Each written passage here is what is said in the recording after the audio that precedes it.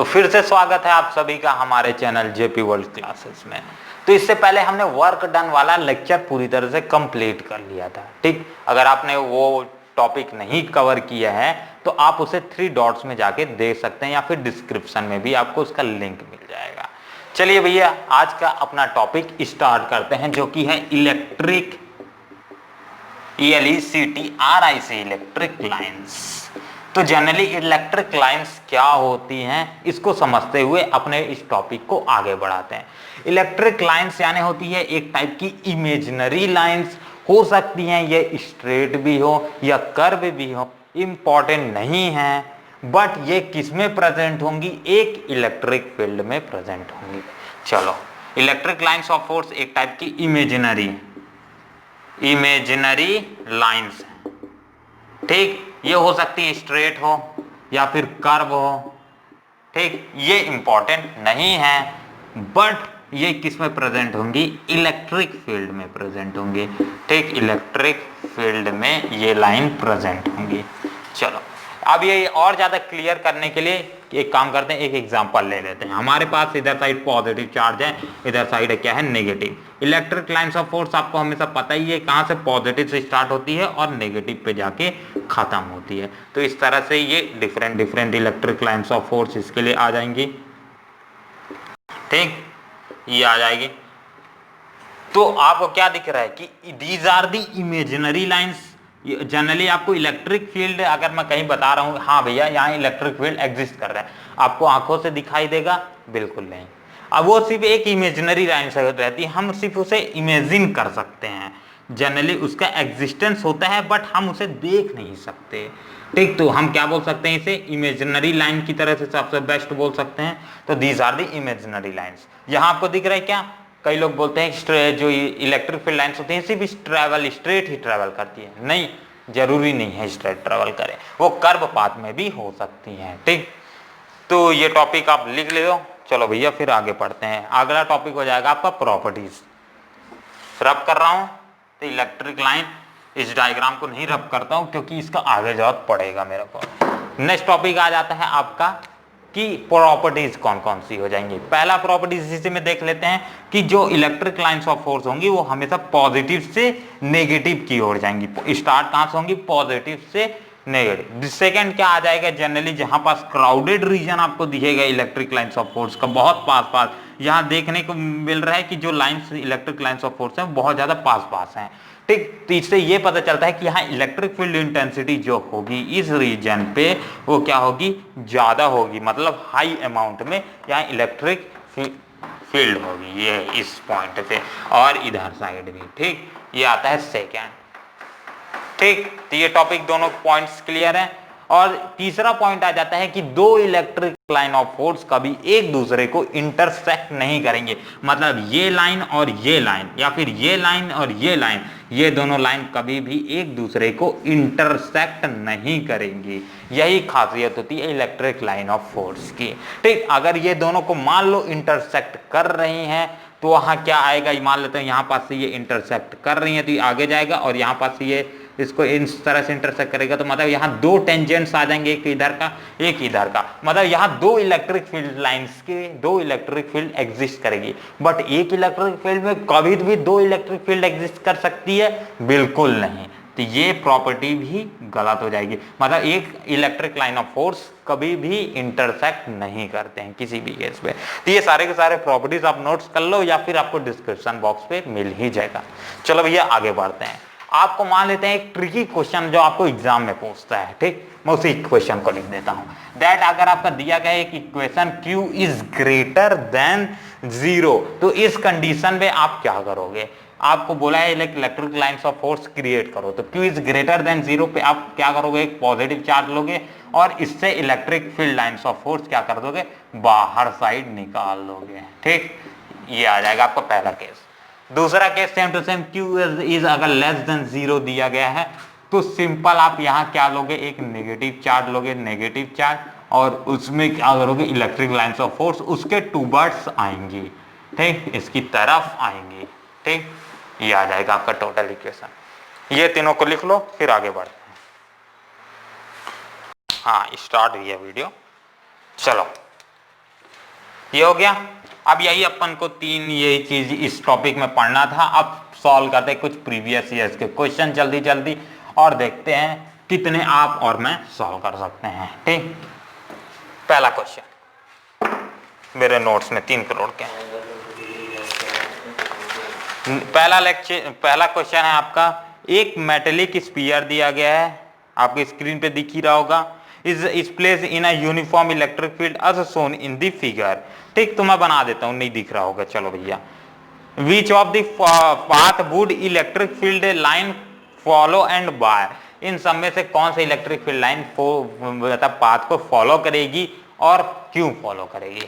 ठीक, एक हमारे पास क्या दिया गया है, एक स्फीयर दिया गया है, इसमें डिफरेंट की पहली रे दी गई है, ये ए रे हो जाएगी। ठीक, ये रे क्या जा रही है, सीधा का सीधा, ये एक मेटेलिक स्फीयर है ना, मेटेलिक स्फीयर।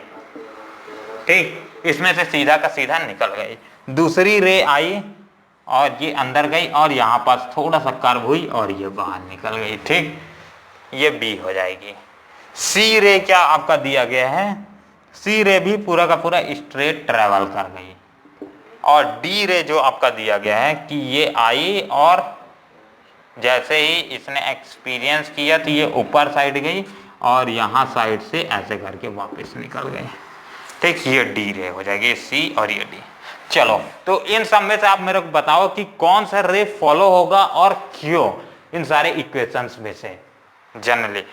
तो मैं आपको बता दूं जिनका आंसर है इसमें से ए बिल्कुल गलत हो, सी बिल्कुल गलत हो, बी बिल्कुल गलत हो, आंसर है आपका डी।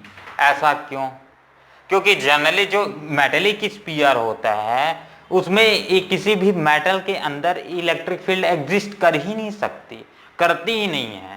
ठीक, तो रीजन ये हो जाएगा electric field inside any metal is zero. Electric field जब वहां जीरो है तो भैया वहां अंदर क्या एग्जिस्ट करेगा, जीरो, नन, लुल।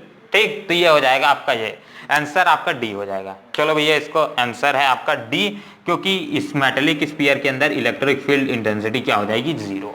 चलो लिख लो, फिर आगे बढ़ते हैं। रब करे दे रहा हूं।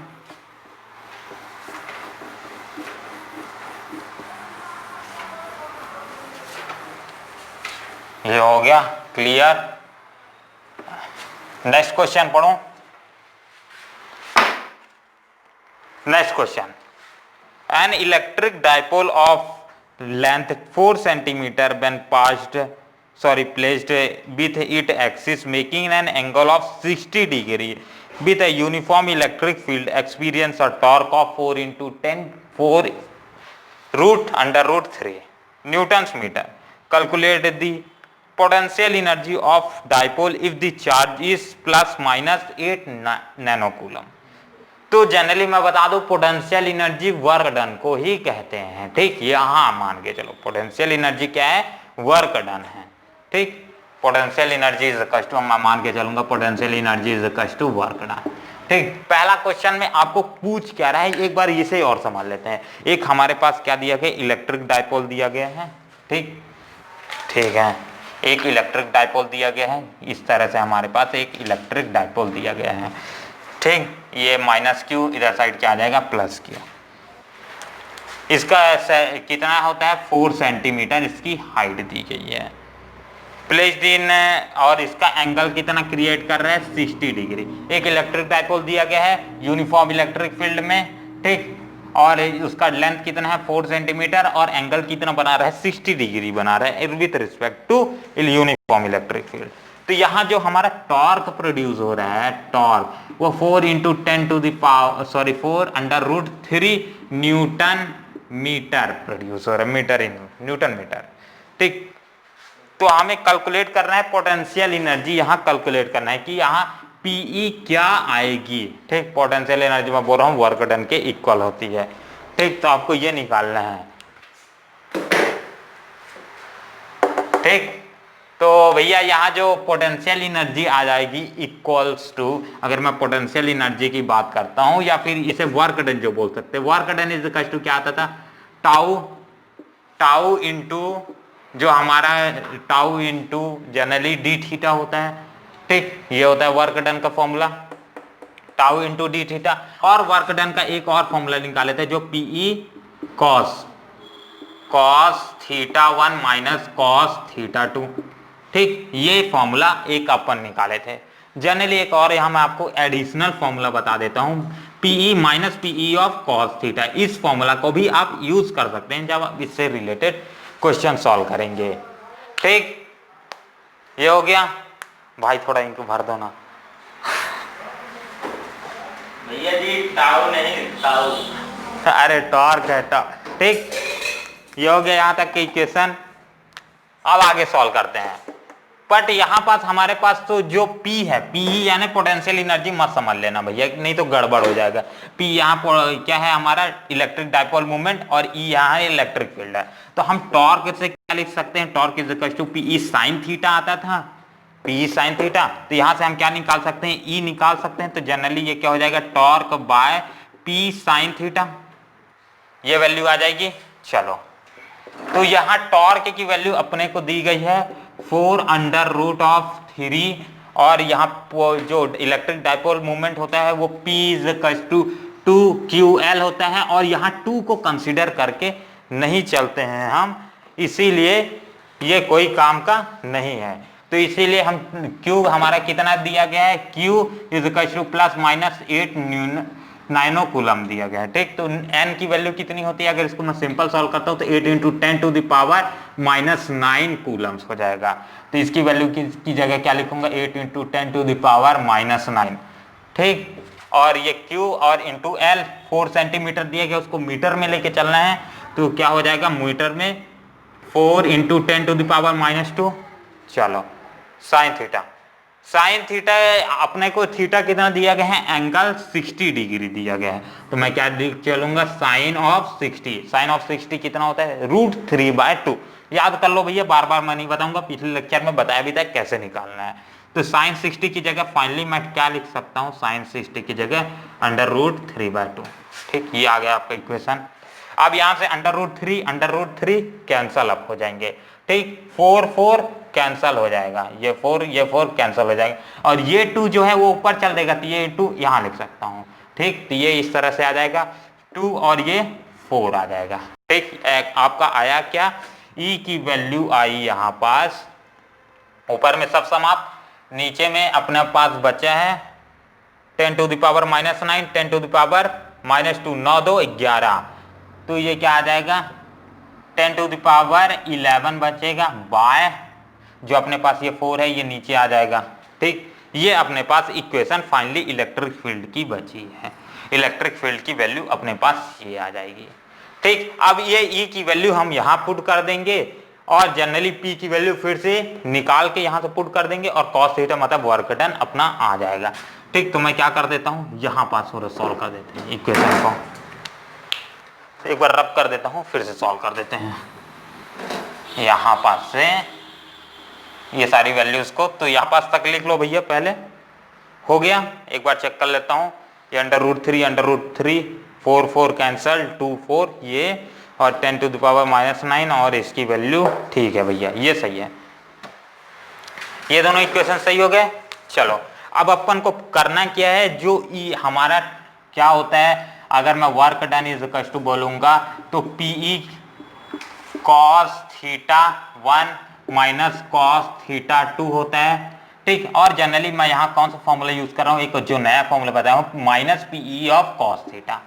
ठीक, तो work done is equal to हमारे पास E की वैल्यू कितनी आ गई है, वैसे P की वैल्यू पुट कर देते हैं। P की वैल्यू क्या है अपने पास, Q की value 8 into 10 to the power minus 9 into L 4 into 10 to the power minus 2, generally यहाँ 10 टू द पावर माइनस 2, तो ये माइनस 2 आ जाएगा। ठीक, और E की value 10 to the power 11/4, 10 to the power 11/4, और cos ऑफ थीटा अपना 60 डिग्री ले मान के चलना, तो cos ऑफ 60 cos 60 कितना होता है भैया, cos 60 1/2 होता है। तो इसकी जगह मैं फाइनली क्या लिख देता हूँ, 1/2 लिख देता हूँ। ठीक, ये आ जाएगा आपका इक्वेशन। अब सिंपल इसको सॉल्व कर देते हैं, तो अपना कितना आ जाएगा, ये कट होके 2 हो जाएगा, 2 2 कैंसल, और 4 into 10 to the power -9 10 to the power ये, तो ये कितना हो जाएगा 9 और -2, ये दोनों और ये दोनों को मिलाएंगे तो 11 और 10 टू द पावर 11, तो ये भी कैंसल अप हो जाएगा, अपने में ही कट हो जाएंगे। तो ऊपर में बचा कितना अपने पास 4, सही है, सही है, और अपने को प्लस माइनस दिया गया था 4 दिया गया है, तो जनरली आपका कितना आ जाएगा 4 जूल आ जाएगा। ठीक है, चलो, और ये इक्वेशन वैल्यू किसमें दी थी माइनस, तो ये पूरा का पूरा किसमें हो जाएगा अंडर रूट माइनस, तो -4 जूल्स आपका आंसर आ जाएगा। लिख लो भैया, इसके बाद आगे बढ़ते हैं नेक्स्ट टॉपिक।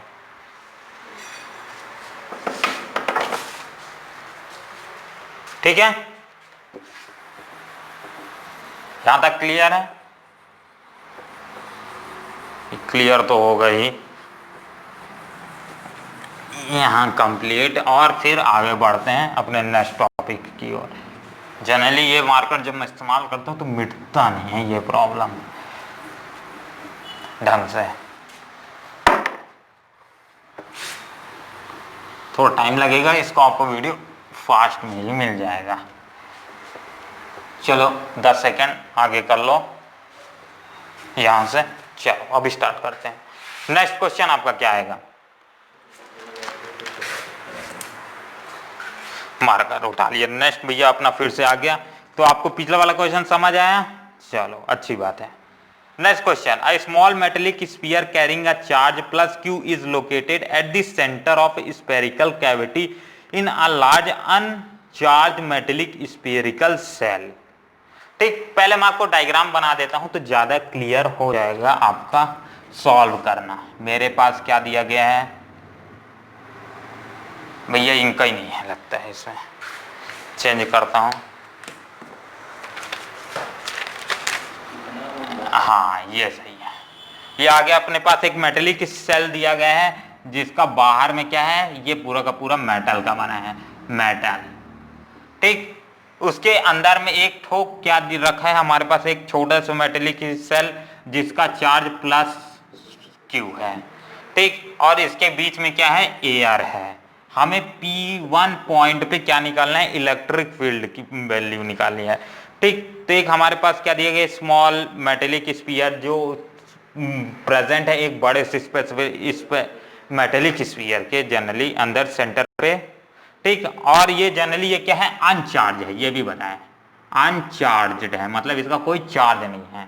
ठीक, तो write the charge on the inner and outer surface of the cell, तो इस पे और इस पे क्या चार्जेस आएगा, सॉरी ये वाले सेल पे इस पार्ट पे क्या चार्जेस आएगा और इस पार्ट पे क्या चार्जेस आएगा, ये अपने को पूछा है।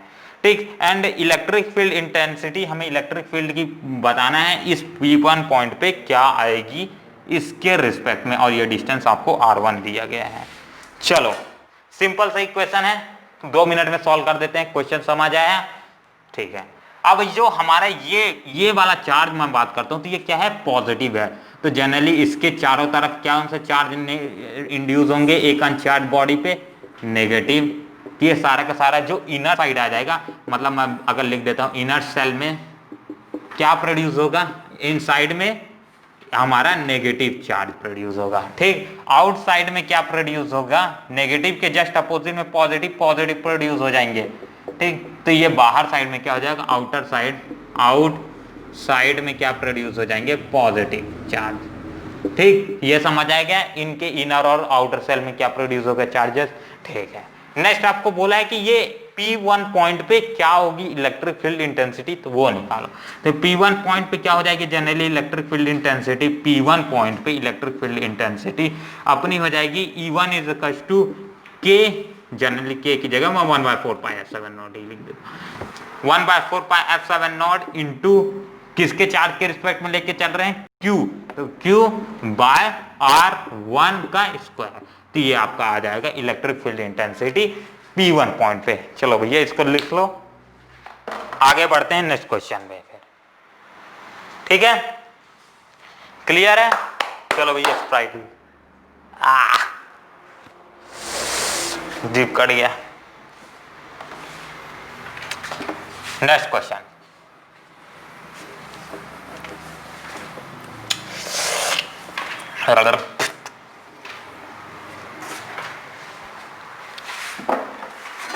Next question,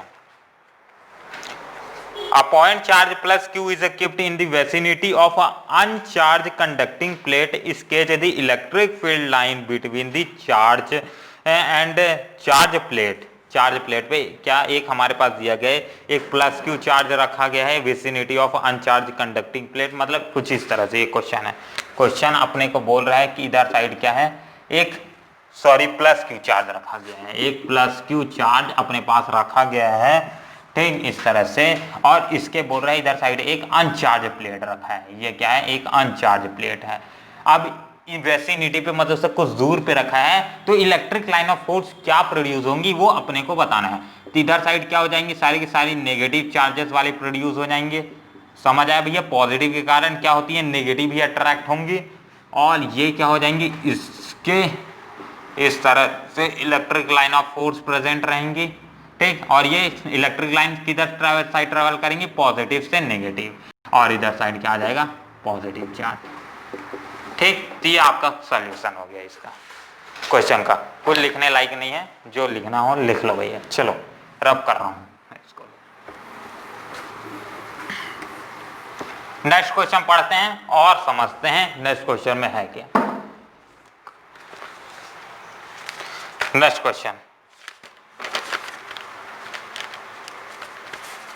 the two identical metallic spherical cell A and B having a charge plus 4q and minus 10q are kept at a certain distance apart, ठीक। एक हमारे पास प्लस 4q है और दूसरा एक हमारे पास माइनस 10q चार्जेस हैं।